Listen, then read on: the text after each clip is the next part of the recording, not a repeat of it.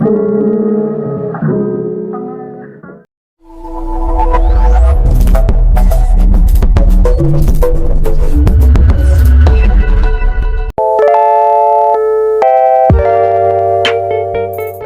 belakang, apakah itu EasyForMeet?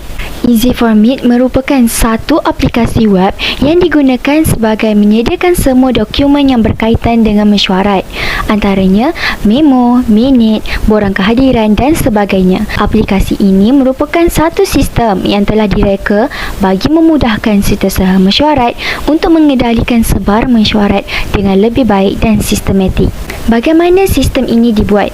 Sistem ini telah dihasilkan menggunakan bahasa program Structured Query Language (SQL) pada database Oracle. Penghasilan sistem ini bermula dengan mengambil semua template dokumen yang berkaitan dengan mesyuarat seperti memo, minit dan lain-lain. Selepas itu, ia diprogramkan agar template ini boleh diakses secara offline terlebih dahulu. Semasa kerja memprogram dilaksanakan, programmer akan sentiasa melakukan test run kepada setiap button dalam web yang dihasilkan. Setelah semua template itu berjaya diprogramkan, pengujian lengkap akan dilakukan untuk memastikan setiap button dan link dalam web ini berfungsi. Selepas proses penghasilan bagi mode offline berjaya disiapkan, seterusnya ia akan diprogramkan bagi membolehkan ia digunakan secara online. Sistem ini mempunyai keupayaan menyimpan semua dokumen yang berkaitan dengan mesyuarat sehingga 500 MB.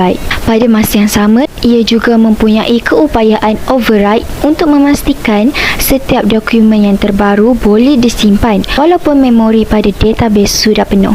Penyertaan masalah bagi projek kami ialah: pertama, perekodan dokumentasi mesyuarat secara manual mengambil masa yang lama, sama ada dalam 3 hari ataupun lebih, di mana setiausaha perlu memastikan perekodan mengikut ketetapan format. Yang kedua ialah mengambil ruang fizikal yang banyak kerana semua rekod dokumentasi mesyuarat perlu disimpan. Yang ketiga ialah kos cetakan dokumentasi mesyuarat dalam tempoh setahun adalah tinggi.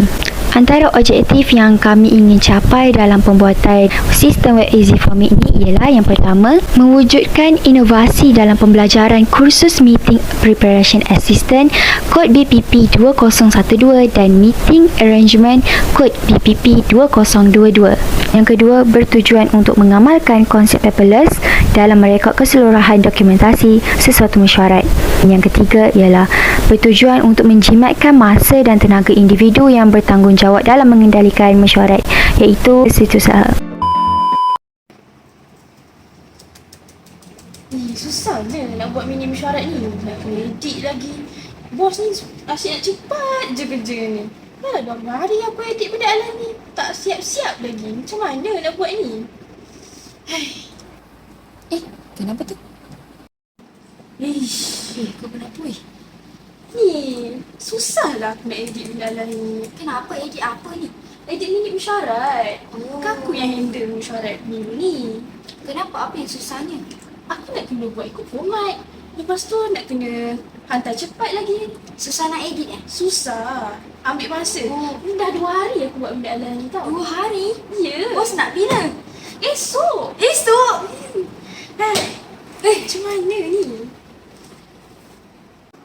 Jangan susah-susah. EasyForMeet kan ada. EasyForMeet? Macam mana nak guna tu? Senang je. Caranya adalah kita hanya perlu masuk laman web EasyForMeet ini dan kemudian kita hanya perlu isikan ID dan juga password kita. Seterusnya kita perlu tekan log masuk. Apabila kita sudah log masuk, kita dapat lihat di sini terdapat memos dalaman, kehadiran, minit mesyuarat, maklum balas dan juga log keluar. Jadi ini merupakan semua dokumentasi mesyuarat yang merangkumi sebelum mesyuarat, semasa mesyuarat dan juga selepas mesyuarat. Sebelum kita pergi dengan lebih lanjut, biar saya terangkan terlebih dahulu apakah fungsi-fungsi keempat-empat butang di sini. Jadi butang yang pertama adalah butang pensel, iaitu untuk kita ubah suai sesuatu dokumen. Seterusnya adalah button mata ni untuk kita lihat semula PDF memo yang kita telah buat. Untuk kita review semula apa yang kita telah tulis. Seterusnya button untuk kita muat turun PDF memo yang telah kita buat. Contohnya untuk kita menyimpannya di dalam folder ataupun untuk memberikan kepada orang lain seperti melalui WhatsApp, melalui Telegram dan sebagainya. Dan seterusnya adalah button tong sampah ini untuk kita padam memo tersebut. Ianya berlaku sama kepada dokumen-dokumen yang lain juga. Ada juga button-buttonnya di minit mesyuarat, di maklum balas. Jadi cara penggunaannya adalah contohnya di minit mesyuarat. Apa yang kita perlu lakukan adalah dengan menekan cipta minit mesyuarat. Seterusnya kita hanya perlu isi maklumat-maklumat yang diperlukan seperti contoh tajuk mesyuarat, tarikh mesyuarat, masa, tempat dan sebagainya. Seterusnya setelah kita siap mengisi maklumat-maklumat yang diperlukan adalah kita hanya perlu tekan button cipta dan ianya akan tersimpan seperti yang berikutnya. Contohnya mesyuarat penyelarasan inovasi dan gerak kerja ni kita dah siap buat kan. Lepas tu kita nak tengok semula, kita tekan button ni dan ianya akan tersedia dalam template yang telah ditetapkan oleh sesuatu organisasi ataupun sesuatu jabatan tersebut.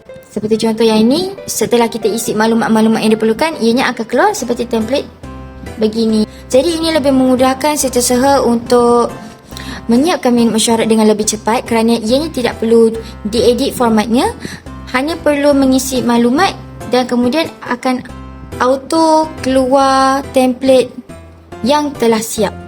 Dan kemudian boleh terus print kalau nak. Okey, contoh seterusnya, sekiranya kita pernah buat minit mesyuarat tersebut dan kita ingin kehilangan minit mesyuarat tersebut, kita juga boleh automatic memilih sahaja yang kita dah pernah buat tu kerana ianya auto save. Seperti contoh yang ni, dia sudah auto fill seperti maklumat yang kita dah pernah buat sebelum ni. Kerana itulah kelebihan Easy Format, tak payahlah kita nak isi balik semula. Seterusnya sekiranya kita dah tak nak pakai, kita boleh tekan je button lock keluar. Ini ternyata Easy Format dapat menjimatkan ruang, menjimatkan masa dan menggunakan konsep paperless. Best tak guna Easy Format ini? Wah, bestnya. Lepas ni tak adalah kita pening-pening kepala lagi nak kena edit minit mesyuarat lama-lama. Lepas ni 1 minit pun boleh siap. Jom ramai-ramai pakai Easy Format. So,